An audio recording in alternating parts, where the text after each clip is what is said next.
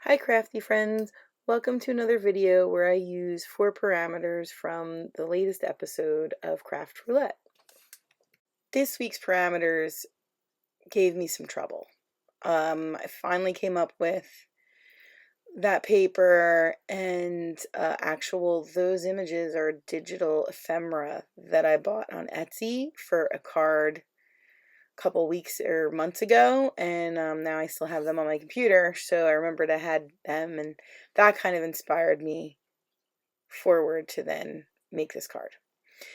So the first thing I did was I went into my stash thinking lumberjack, so I was thinking red or browns, and I found that paper that had a lacy feel to it that I could then add some more lace die cuts. I knew I had those circle die cuts with like the lacy edge. So I had all these ideas, but I couldn't see it in my head on how to pull it all together.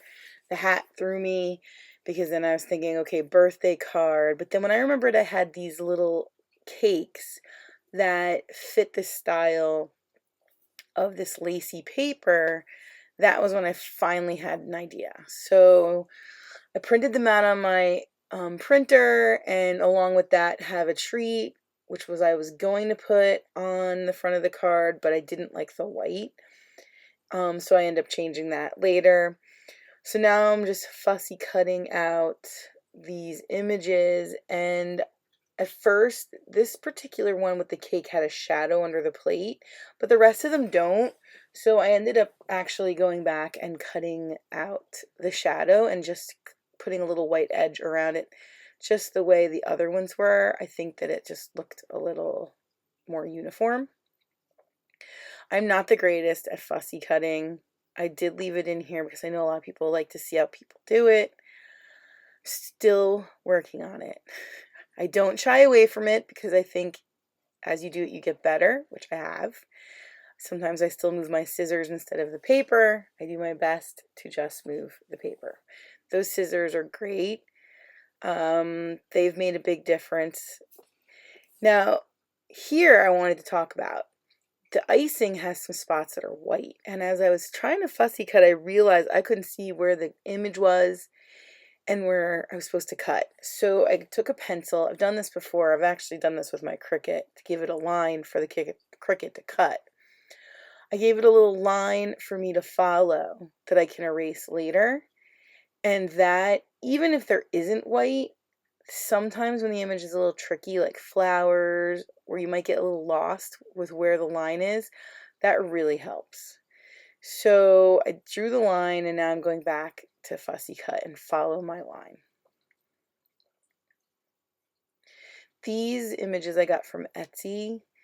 I really wanted some, for a different card, I really wanted some watercolor looking candy that I don't have stamps. I have like 1 or 2 pieces of candy stamps.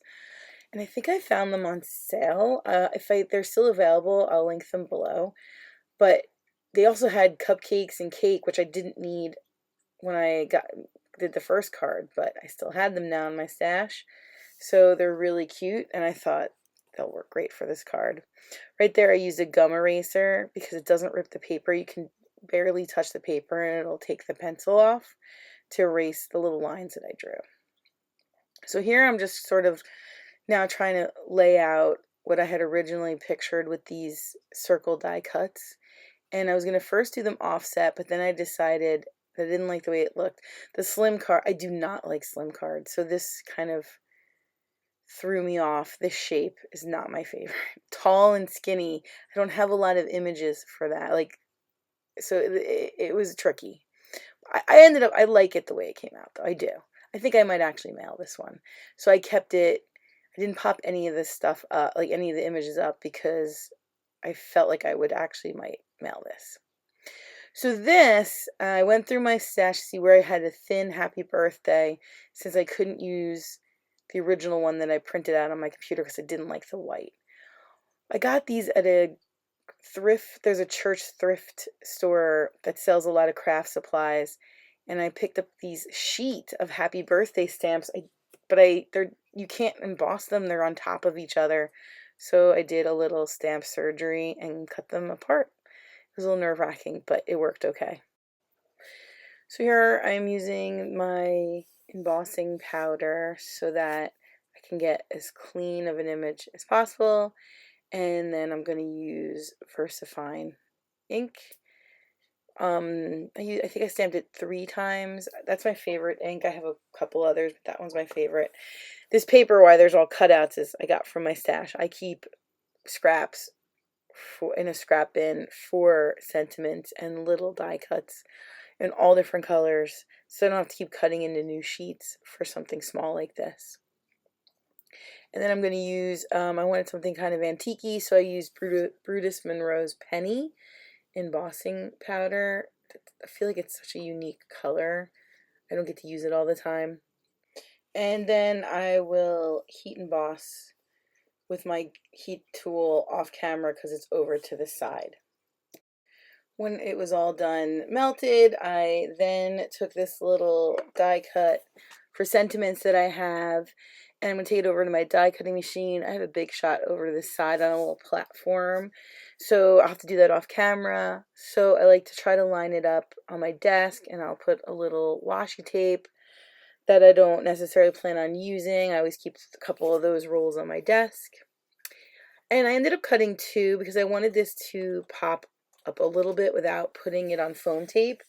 So I cut out 2 pieces, and then as you saw, I rubbed the powder off with a anti-static cloth, and I'm just gluing together with Barely Art glue, which I'm starting to think I like better than art glitter glue. And now I have to decide where to put it because this wasn't my original plan. So I like the color there, but I felt the card was really heavy putting that on the top. So I was trying to decide, well, I don't know if maybe I should have done it in a different color because of the red, but red was the color for Lumberjack in my opinion, in my thoughts. So I went with that. I'd rather be heavy on the bottom than towards the top. So I went with that. I'm happy with it. Put some glue on it, and then I put my stamp platform to hold it down for a little while, and then there's my finished card. Thanks so much for watching. Have a crafty day.